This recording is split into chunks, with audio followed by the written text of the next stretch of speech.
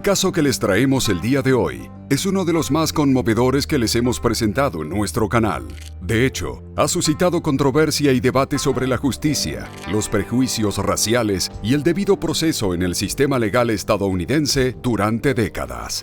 Te invitamos a acompañarnos hasta el final de este video para que descubras con nosotros la trágica e intrincada historia de un adolescente de 14 años cuya vida y muerte marcaron un oscuro capítulo en la historia judicial de su país.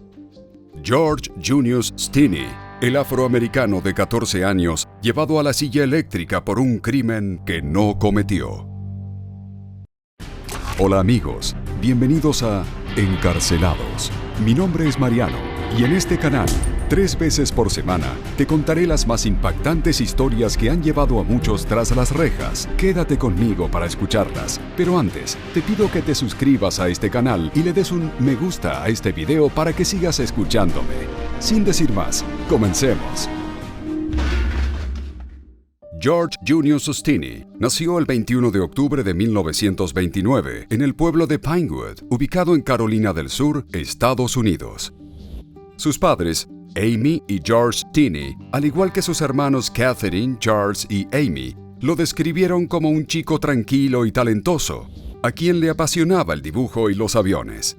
Sin embargo, quienes no lo conocían con tanta profundidad, lo recordaban bajo una luz completamente diferente. Para muchos, George era un adolescente inestable con tendencias violentas. Sus maestros lo caracterizaron con una personalidad retraída, pero que ocasionalmente era propenso a arrebatos de mal genio. Hubo quienes incluso llegaron a afirmar que fueron amenazados por el joven. Esta imagen de un chico supuestamente conflictivo fue la que la mayoría de las personas mantuvieron sobre él, incentivada por una narrativa que comenzó el viernes 24 de marzo de 1944 en la pequeña localidad de Alcolu, donde la familia Stinney vivía. Ese día, temprano por la mañana, Betty June Binnicker, de 8 años, y Mary Emma Thames, de 11, salieron de sus casas montando sus bicicletas para ir a recoger flores en los campos del poblado. Sin embargo, esta inocente actividad tomó un giro inesperado cuando sus familias se dieron cuenta de que las niñas no habían sido vistas en ningún lugar desde hacía horas. Su desaparición conmocionó a la pequeña comunidad, impulsando una búsqueda masiva que acabó cuando se produjo un hallazgo trágico. Betty June y Mary Emma fueron encontradas sin vida en una zanja de aguas detrás de la iglesia bautista Clarendon, cerca de las vías de tren que separaban las viviendas de las personas blancas y las personas negras. Esta división se debía a que en esa época, en Estados Unidos, la segregación racial era un aspecto de gran importancia en la sociedad y más aún en el sur del país. Presuntamente, las prematuras muertes fueron causadas por severos golpes en la cabeza, propinados con una viga pesada de las vías del tren, la cual fue encontrada manchada con sangre cerca de los cuerpos. La razón por la que George, quien participó en los grupos de búsqueda ese día, terminó involucrado en ese atroz crimen fue, tristemente, un comentario ingenuo que él mismo hizo. Ignorante de las maliciosas intenciones de uno de sus vecinos, el chico de tan solo 14 años cometió el inocente error de comentarle a un adulto que él había visto a las 2 niñas esa mañana, mientras paseaba a la vaca de la familia junto con Amy, su hermana menor. De acuerdo con las palabras de George, Betty June y Mary Emma se acercaron a ellos, cruzando el límite en el cual comenzaban las residencias de los pobladores afroamericanos, para preguntarles si sabían dónde podían conseguir flores. Los hermanos no pudieron darles esa información, por lo que, luego del breve intercambio de palabras, los 4 niños continuaron con sus propias actividades. Esta confesión, aunque no probaba de ninguna manera que George había estado involucrado en sus fallecimientos, fue la única evidencia que las autoridades de Alcolu necesitaron para presentarse en la casa de los Stinney y llevarse bajo arresto al adolescente. A day I went to the beauty parlor with my brother Charles, and my sister Amy stayed home with George. And when we came back, we met her on the road, and she said that George had been taken away. En el domicilio se encontraba solo con Amy, Ni sus hermanos mayores ni sus padres tuvieron la oportunidad de defenderlo contra los policías que lo acusaban de 2 crímenes. And that was the last. I never saw him again. Se dice que en la estación de policía del pueblo, George fue sometido a altos niveles de violencia con el objeto de forzar su confesión. Sin embargo, esto jamás pudo ser confirmado, ya que los únicos testimonios de los que existen registros son de los oficiales, y ellos afirmaron que el menor confesó ser el autor del crimen. Hay que resaltar que estos expedientes, que solo contienen las palabras de los funcionarios policiales, son la única documentación oficial de la presunta admisión de culpa del menor de edad. No hay ningún tipo de acta escrita y firmada por él que compruebe su confesión. Con la autoridad que les daba la ley, los oficiales de policía lo pusieron tras las rejas. Fue ingresado como recluso en la Penitenciaría Estatal de Columbia bajo el número de identificación 260. El 24 de abril de 1944, exactamente un mes después de la desaparición y muerte de Betty Joom y Mary Emma, se llevó a cabo el juicio contra George en el Tribunal del Condado Clarendon. El abogado de oficio que se le asignó al adolescente, Charles Plowden, un banquero de Somerton, sin ningún tipo de experiencia penal, no presentó testigos ni cuestionó la falta de pruebas de la policía, como la ausencia de una declaración firmada por el imputado. Otra evidencia que no se analizó con detenimiento y que tampoco fue presentada en el juicio por ninguna de las partes fue el arma que se utilizó para quitarle la vida a las 2 niñas, la cual pesaba cerca de 20 kilogramos, mientras que el acusado pesaba tan solo 45. Aunque resulta poco probable que un niño de su contextura hubiera podido siquiera levantar la viga, y mucho menos asestar un golpe con ella, la prueba fue pasada por alto por todos los que estaban llamados a hacer justicia. El juicio, que duró 5 horas en total, contó con un jurado compuesto exclusivamente por hombres blancos, que solo necesitaron 10 minutos para llegar a un veredicto. Ese día, George fue encontrado culpable por los asesinatos de Betty Joom y Mary Emma. Ya el veredicto era trágico para el adolescente, pero la situación empeoró hasta lo impensable cuando dictaron su sentencia. A pesar de su corta edad, la ley de Carolina del Sur en aquel momento establecía que todo aquel que tuviera al menos 14 años sería juzgado como un adulto. Gracias a esto, fue condenado a muerte en la silla eléctrica. Una vez completado el apresurado proceso judicial, George fue trasladado nuevamente a la Penitenciaría Estatal de Columbia, donde esperaría su fatídico destino. Durante 2 meses, encerrado en una pequeña celda, el menor esperó a que sus verdugos fueran por él. La mañana del 16 de junio de 1944, ese temido día finalmente llegó. George fue llevado a la sala de ejecución, donde se encontraba la enorme silla eléctrica. El espacio estaba repleto de personas que habían asistido a presenciar la ejecución de su sentencia, incluido el gobernador del estado de Carolina del Sur, Olin DeWitt Talmadge Johnston. George nunca fue dormido, pero tras tantos días en prisión estaba más delgado y lucía incluso más pequeño. Debido a su contextura menuda, los guardias que se encargaron de conectarlo a la silla tuvieron que apilar libros para que el chico se sentara. Solo así lograron que tuviera la altura necesaria para poder conectarlo a la fatal maquinaria que, tan solo minutos más tarde, le puso fin a su corta existencia. Fue así como George se convirtió en la persona más joven en ser condenada a muerte durante el siglo XX en Estados Unidos, un título que, según los analistas, perseguirá a los responsables y a sus fantasmas mientras su historia sea recordada. Sus restos fueron sepultados por sus familiares en una tumba sin nombre, ubicada detrás de una iglesia de tablillas blancas. Pese a que lo condenaron siendo inocente, su familia tuvo que mudarse de Carolina del Sur debido a la gran cantidad de amenazas que recibieron luego de la ejecución. Como consecuencia, el lugar de su descanso final se mantuvo como el secreto mejor guardado de sus 3 hermanos, quienes temían que alguien intentara profanar su tumba si hubieran revelado la ubicación. If we had allowed a stone to be there and someone found out where my brother was, they probably would have dug his grave up and thrown him to the wolves. El nombre de George no se mantuvo completamente en las sombras durante las décadas posteriores, gracias a distintos reportajes, obras literarias y películas. También contribuyeron a mantener vivo su recuerdo en la memoria colectiva los distintos activistas que desempolvaron su historia. Sin embargo, durante 70 años, la carpeta de su caso se mantuvo archivada. La ruta para que George recibiera la justicia que merecía comenzó en el año 2013, cuando un recién graduado de la Facultad de Derecho de la Universidad de Charleston tomó los registros ignorados de 1944 en sus manos, abriendo así un nuevo capítulo en este proceso judicial abandonado. Matt Varghese había comenzado su carrera como abogado hacía solo 10 meses, cuando su jefe Steve Mackenzie le habló sobre el caso de George. Steve, conmovido por la historia del adolescente, había asumido la indagación del caso en 2009, después de leer un artículo sobre él en el periódico local The Sumter Item. No obstante, durante su investigación decidió archivar nuevamente la carpeta, ya que no había conseguido caminos nuevos por los que pudiera seguir.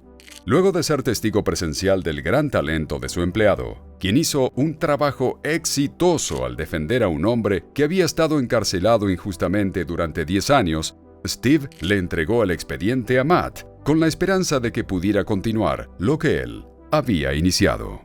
A pesar de las advertencias de otros letrados, quienes le sugirieron que no se ocupara de casos muertos cuando había dinero real en juego, el joven abogado decidió seguir su instinto y profundizar en la trágica historia de George.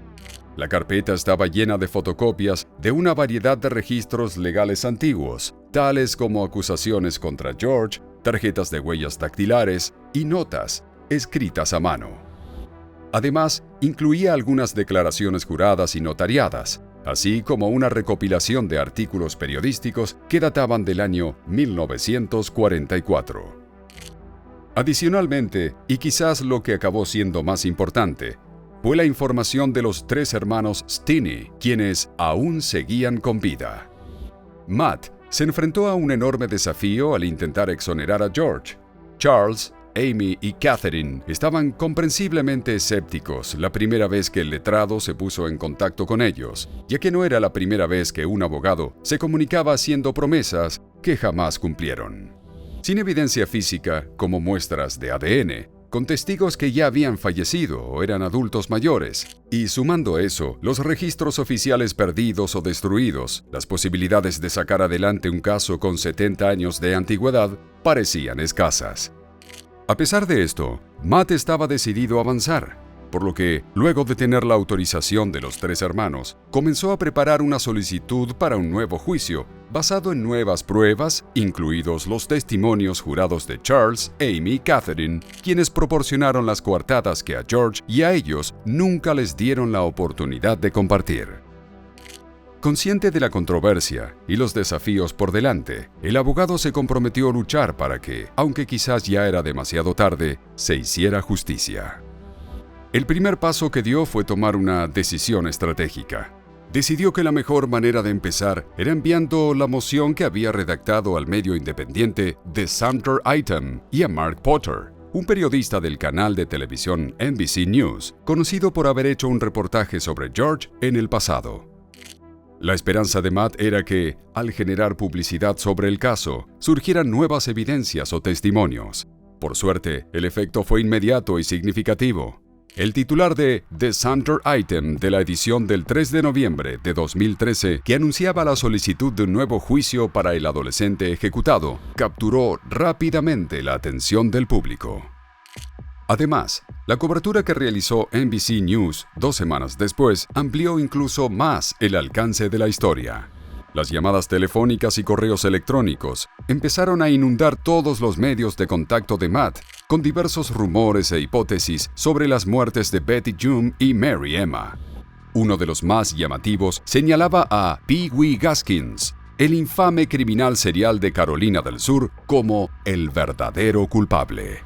Sin embargo, esta posibilidad fue descartada casi al instante, ya que Pee Wee no solo vivía a más de 70 kilómetros al este de Alcolu, sino que tenía solo 11 años en el momento en que las 2 niñas fueron atacadas.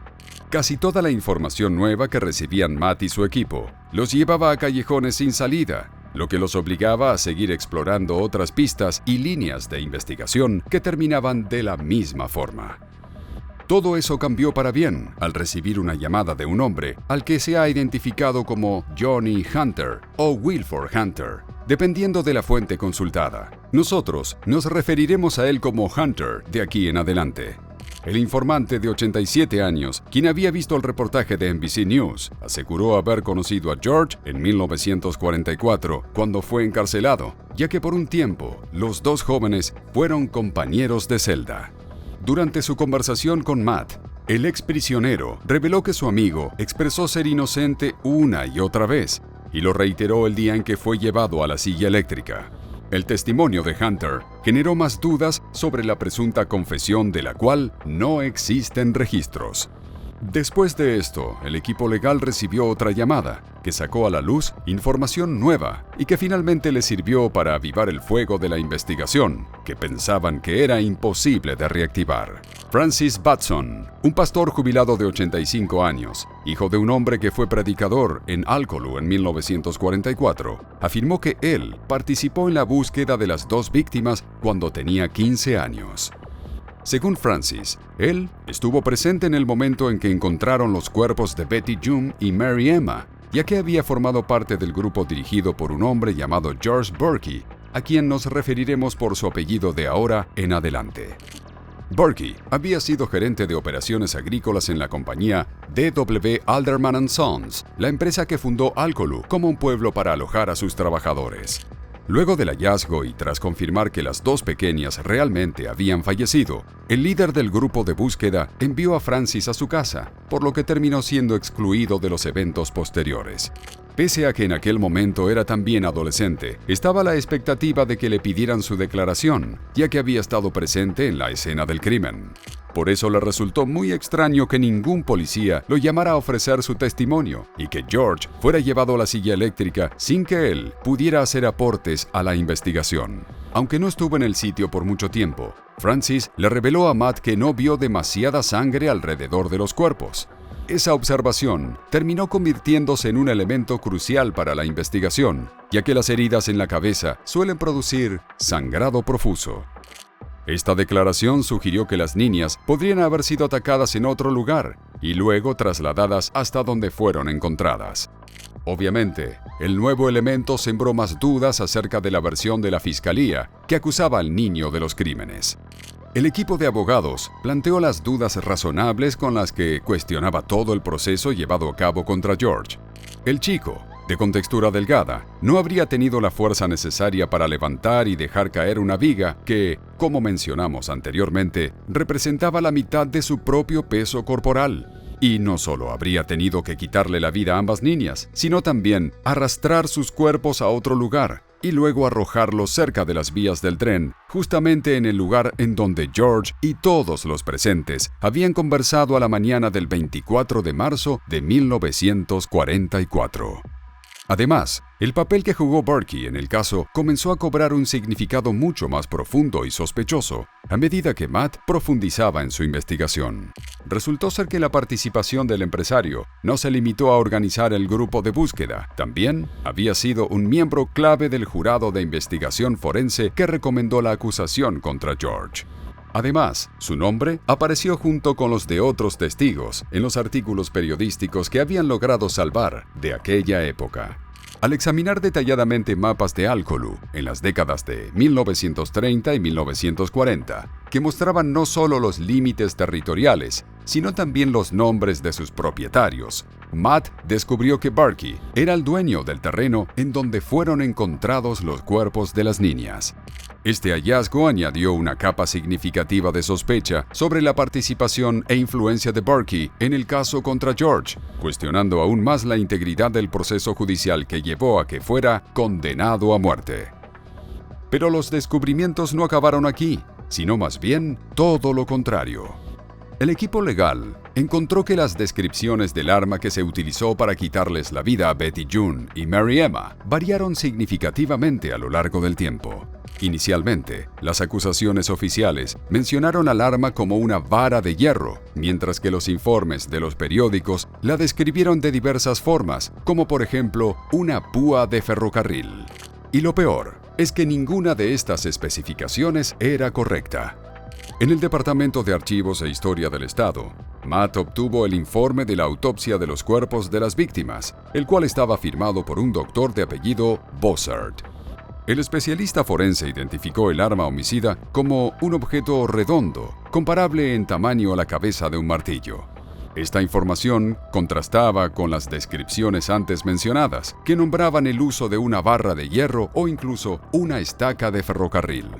Un análisis realizado por Peter Stephens, un patólogo de Carolina del Norte, respaldó este dato, afirmando que debido a la forma y el tamaño de las heridas de Betty June y Mary Emma, no pudieron haber sido provocadas por una viga de hierro. Esta no fue la única nueva evidencia que cuestionó la exactitud de la investigación original y, por ende, la legitimidad del juicio subsiguiente. En los documentos oficiales de 1944, se mencionó en distintas ocasiones que el objetivo de George para quitarle la vida a las niñas fue abusar sexualmente de ellas, una hipótesis que fue respaldada incluso por el gobernador de Carolina del Sur en esa época. Aunque en ningún momento se confirmó de manera oficial, siempre se habló de esto como una posibilidad latente. Sin embargo, los informes del médico forense contradecían esta idea. El examen realizado el día que se encontraron los cuerpos mostró que las niñas no habían sufrido ningún tipo de violencia sexual, desmintiendo así dicha suposición. El argumento del forense Bossard se basó en que el himen de ambas víctimas estaba intacto y en que, aunque encontró leves hematomas en la zona íntima de una de ellas, los mismos fueron probablemente causados por montar con regularidad su bicicleta. Esto le añadió una nueva capa de misterio a la investigación del caso de George, ya que los nuevos descubrimientos sugerían que las acusaciones de transgresión fueron infundadas y posiblemente esparcieron ese rumor como una estrategia para desviar la atención de la verdadera naturaleza del crimen. Finalmente, con los nuevos testimonios y poniendo de relieve la evidencia que fue pasada por alto en 1944, Matt logró programar una audiencia para revisar nuevamente el caso y decidir si era pertinente celebrar un nuevo juicio. La fecha se pautó para el 20 de enero del 2014, durante el día de Martin Luther King. La jueza Carmen Tevis Millen, quien había hecho su trabajo final de posgrado en literatura sureña, fue la magistrada asignada a la audiencia, que duraría 2 días. La magistrada cuestionó la situación legal planteada por Matt y su equipo, lo que le dio pie al Estado, representado por la Fiscalía, para intentar desestimar la solicitud. No obstante, Carmen reconoció la importancia de corregir un posible error histórico con un final trágico y permitió que se desarrollara la audiencia. Dicha decisión marcó un paso significativo en una búsqueda por justicia que había durado 7 décadas. A 2 semanas de la fecha pautada, Matt leyó un artículo de un antiguo profesor de la universidad, Miller Shelley, en el cual expresaba dudas sobre la revisión del caso de George.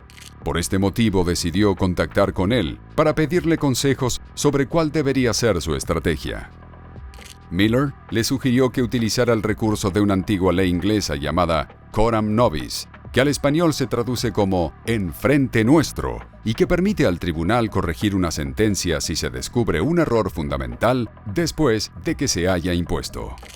Esta ley es comúnmente utilizada solo en circunstancias excepcionales y cuando no hay otros medios legales disponibles para abordar la injusticia, tal y como ocurrió en el caso de George.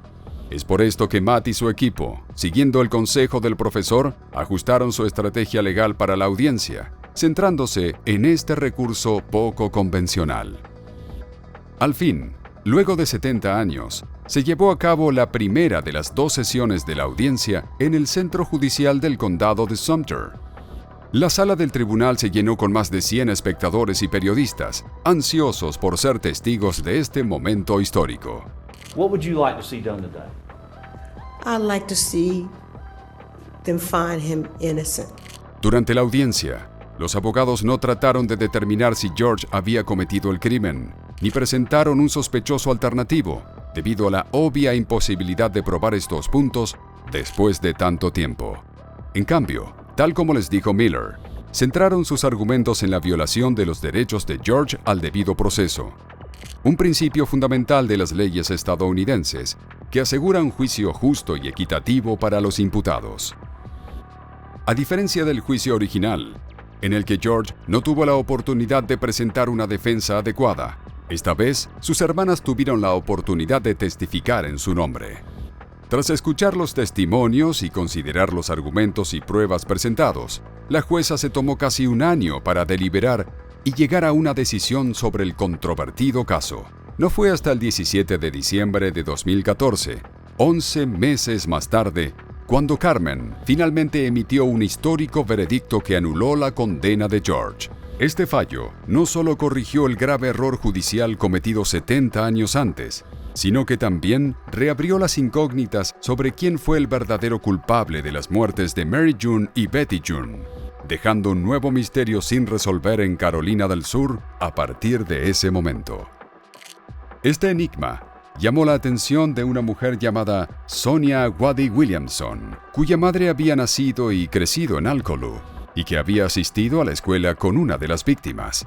Su madre le había contado que su padre, el abuelo de Sonia, había estado presente en el tribunal cuando se llevó a cabo el juicio contra el adolescente, a quien aseguró haber visto esa mañana. Sonia relató que, aunque su abuelo siempre expresó saber que George no era el culpable, no hizo absolutamente nada al respecto. En consecuencia, ella llevó consigo durante años el peso del silencio de su abuelo, lo que se convirtió en una carga persistente en su conciencia a lo largo de su vida. A pesar de las explicaciones de su madre, que intentaban contextualizar los eventos dentro de la mentalidad de la época, ella no pudo simplemente dejarlo atrás. Movida por un profundo sentido de justicia y quizás buscando una forma de reconciliación o entendimiento, se dedicó a buscar más información, recurriendo a los relatos de sus parientes mayores, por lo que viajó a Carolina del Sur para hablar con ellos. Con estas visitas, Sonia buscaba no solo entender más sobre el pasado de su propia familia, sino también arrojar luz sobre una oscuridad que había marcado la historia de una comunidad completa. Nada la preparó para lo que acabó descubriendo. Se enteró de que su propia familia, incluido su abuelo, había estado involucrada con el Ku Klux Klan, considerado un grupo infame de odio hacia la gente negra. También supo que algunas autoridades del condado de Clarendon, que estuvieron implicadas en el proceso judicial y penitenciario de George, eran miembros del Klan. Esta revelación profundizó su convicción de que la condena del adolescente fue injusta y motivó su determinación para buscar justicia y honrar su memoria. Sonia se comprometió a descubrir, de una vez por todas, quién había sido realmente el autor del crimen por el que acusaron equivocadamente a George. Ella tenía como precedente que la historia de este caso atrajo a periodistas, académicos, abogados y detectives de distintas partes del país, todos empeñados en desentrañar el misterio de aquel día. Sin embargo, enfrentados a la escasez de testigos supervivientes y la ausencia de evidencia física, la mayoría se vieron obligados a regresar con las manos vacías. Sonia quería ser la excepción a la regla. Su indagación la llevó a conocer a un hombre llamado George Frierson, a quien nos referiremos por su apellido de ahora en adelante, quien era miembro de la Junta del Distrito Escolar 3 de Clarendon y un historiador autodidacta. Durante su investigación de una década, Frierson descubrió que un influyente hombre blanco confesó en su lecho de muerte haber sido el verdadero responsable de las muertes de Betty June y Mary Emma, una historia que aparentemente siempre fue un secreto a voces entre los pobladores de Alcolu. Según Frierson, quien pasó 10 años investigando y hablando con antiguos residentes del pueblo, el verdadero culpable era un miembro de la familia Burke, aunque no podía recordar el primer nombre. Sonia, motivada por esta nueva información obtenida, continuó con su investigación y se dio cuenta de que el nombre de Burke se repetía una y otra vez en las conversaciones que tuvo con otros habitantes del pequeño pueblo. Decidida a descubrir la verdad sobre el caso de George, la mujer enfrentó obstáculos al buscar más evidencia que la ayudara a entender de qué forma Burke estaba relacionado con todo esto. Luego de intentar obtener información en la oficina del alguacil y del sistema penitenciario sin éxito, se dirigió a los archivos estatales en Columbia, donde descubrió lo que ella misma describió como un tesoro de historia. Dentro de los valiosos documentos históricos, se encontraron imágenes de George, listas de testigos de la ejecución, documentos del jurado de investigación forense y actas del gran jurado, entre muchos otros que parecía que finalmente iban a esclarecer este misterio. Nuevamente, el nombre de Burkey se repitió constantemente en los documentos e incluso llegó a leer acerca de parientes suyos dentro de los registros. Cada vez se convencía más de que el verdadero culpable del crimen había sido encubierto por personas poderosas e influyentes de Alcolu. Sonia finalmente se dispuso a localizar a los hermanos de George, logrando ponerse en contacto con Amy y Catherine, con quienes, según dijo, sintió una conexión inmediata. A medida que surgió la confianza y los diálogos se hicieron más distendidos, aparecieron recuerdos casi borrados. Fue así como, durante sus muchas charlas, Amy recordó un detalle increíblemente importante para el caso, el cual no le había dicho a nadie jamás. Su padre trabajaba en la fábrica de Burkey y su madre había hecho trabajo doméstico para su familia. Pero eso no fue todo. También tenía el recuerdo de una conversación entre sus padres que escuchó a escondidas, durante la cual su madre reveló que Burkey se comportó de manera inapropiada hacia ella. El relato de Amy siguió sacando a la luz más y más información que finalmente le daría un giro de 180 grados a la narrativa de este caso. En el poblado de Alcolu en 1944, había dos hombres que compartían el nombre George Burkey. Uno era Burkey, el empresario maderero involucrado en la investigación, la búsqueda y el jurado, de quienes hemos hablado a lo largo de este video. El otro era George Burkey, hijo, a quien de ahora en adelante nos referiremos como Burkey hijo, quien era conocido por salirse siempre con la suya y trabajaba en la empresa de su padre manejando un camión maderero. Esto condujo a dos detalles de gran importancia que habían sido ignorados durante más de 70 años. El primero es que Amy también rememoró que mientras ella y su hermano siguieron caminando, tras haber hablado con las dos niñas, justamente un camión maderero pasó por la carretera cerca del lugar. El segundo detalle es que Burkey hijo falleció 3 años después del incidente, debido a una enfermedad renal crónica conocida como uremia. Cada vez aparecían más y más piezas del rompecabezas que creaba la verdad de lo que sucedió el 24 de marzo de 1944, y Sonia pensó que lo que debía hacer era ensamblarlo. Fue así como, luego de algunas indagaciones más, llamó por teléfono a Wayne Burkey, el primogénito de Burkey hijo y su único pariente cercano con vida. En ese momento, Wayne aún vivía cerca del molino en donde fue criado por sus abuelos luego del fallecimiento de su padre, de quien tenía muy pocos recuerdos. Casi todo lo que sabía había provenido de su abuela, aunque también escuchó a varias personas decir que su muerte fue el resultado de una maldición lanzada por una mujer negra, disgustada por la multitud que aparentemente llevó a presenciar la ejecución de George. Según el hombre, el día de los hechos, Betty June y Mary Emma pasaron por su casa para invitar a su madre a buscar flores con ellas. Sin embargo, como Wayne estaba durmiendo y Burkey hijo estaba trabajando, ella no pudo acompañarlas. En ese momento, su padre llegó en su camión y ofreció llevarlas al campo, por lo que las niñas dejaron sus bicicletas en la parte trasera del vehículo y subieron al mismo.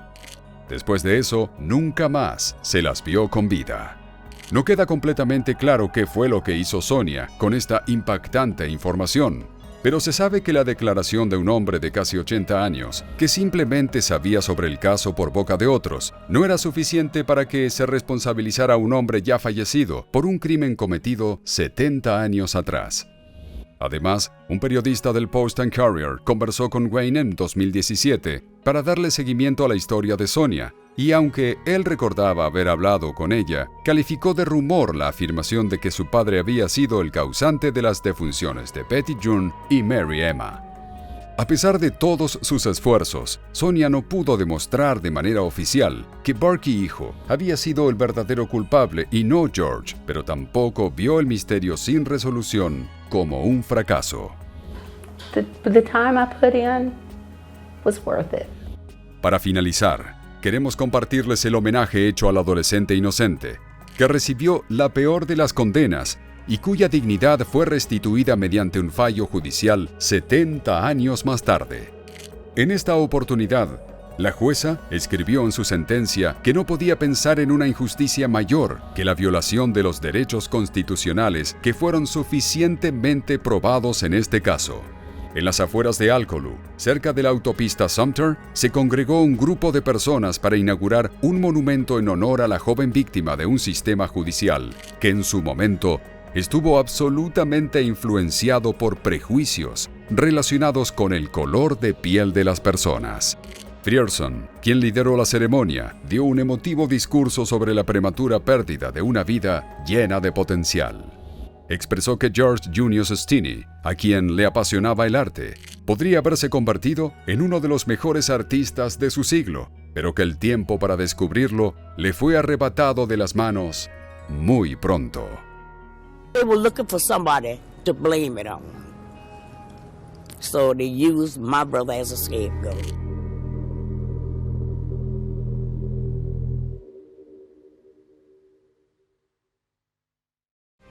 Y bueno amigos, aquí termina el video de hoy. Como ya te lo pedí antes, te recuerdo que te suscribas y dejes un me gusta si este contenido te ha parecido interesante. Nos vemos en la siguiente historia. Hasta pronto.